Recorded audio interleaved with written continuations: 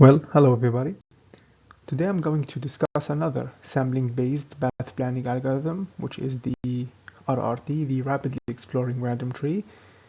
This is presented by me, Ashraf Faraj, on January 20th, 2024. So in this project, you are going to try to find an obstacle-free kind of path between this node right here, which is the start node, and the goal node right here at the upper right corner. So the red circles are the obstacles which we have to avoid, and what we're really trying to do is to just find an obstacle-free path. So as discussed in an earlier video on the PRM method, we can classify path planning algorithms into three general categories. Now this kind of classification is by no means complete, but generally we can say that we divide them into three main categories. They are grid-based, sampling-based, and the potential field algorithms.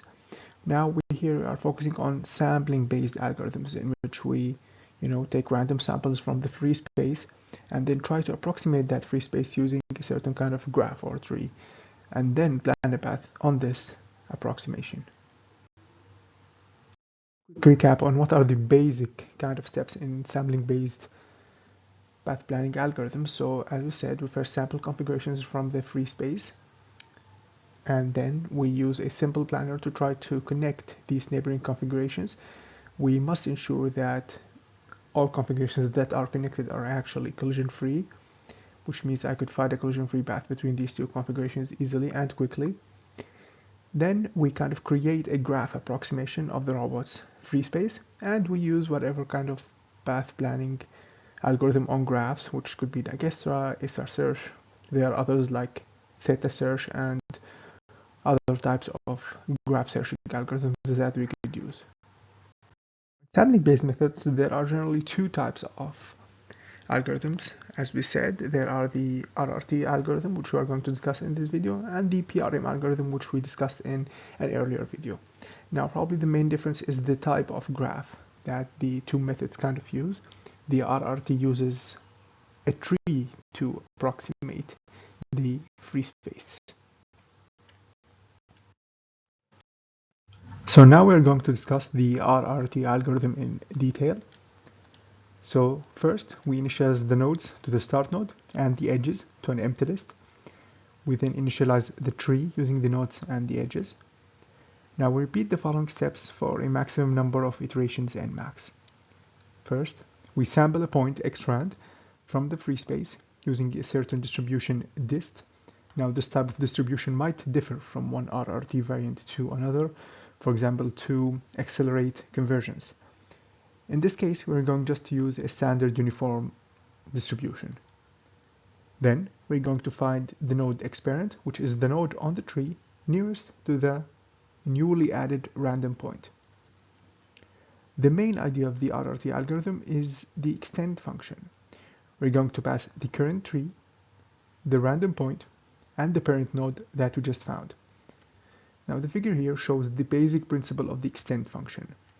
The RRT algorithm will try to extend the tree in the direction between xparent and xrand. So that means that we're going to try to find a new node xplanned to add on this line connecting xparent and xrand, while ensuring that there is a collision-free path between xparent and xplanned. So if the red object here is an obstacle, we cannot actually place xplanned on this side, because there will be a collision between xparent and xplanned. Now, ensuring a collision-free path can be actually made by choosing xplanned to be sufficiently close to xparent on the line between xparent and xrand, either by a certain fixed distance or as a ratio of this entire vector. That's actually just arbitrary. Now, the extend function informs us that such point can be actually found. Then we update the tree, we add xplanned to the nodes list, we add xparent as its parent, and we add the edge between xparent and xplanned two edges. Now if this newly added node xplanned is in the goal region, then we just signal that the goal is found and we terminate. Finally, we use the A* search to plan the shortest path in this resulting tree. Now here we show the results of using this RRT planner on the previous problem. As we can see here, this is the start node, this is the goal node, these are the obstacles.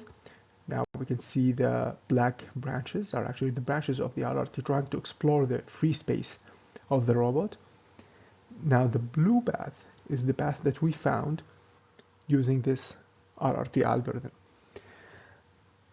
Actually, we have to mention that RRT algorithm is actually complete in a sense, meaning that when the number of nodes that we actually use in the tree tends to infinity, we are guaranteed to find a path between the start and the goal if it exists.